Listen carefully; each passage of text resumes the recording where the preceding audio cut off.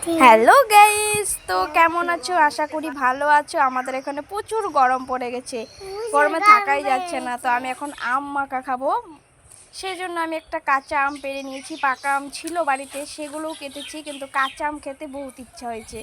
তো এখন আমি কাঁচা আমটা পেড়ে নিয়েছি গাছ থেকে। তো দেখতেই পেলে আমাদের এখানে কত সুন্দর ওয়েদার। তো আমাদের বাড়িতে কবুতরও আছে।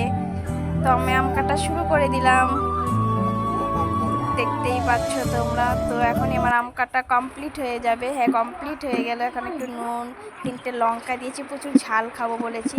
তো আমার পিসির বাড়ি থেকে কাসুন্দ দিয়েছিল, সেই কাসুন্দটাও সেখানে নিয়েছি। তো খুবই টেস্টি হবে মনে হচ্ছে। এখন একটু খেয়ে দেখবো কেমন হয়েছে। আমার গোলুমুলু ভাইটা আমাকে প্রচুর ডিস্টার্ব করছে ভয়েস ওভার দিতে।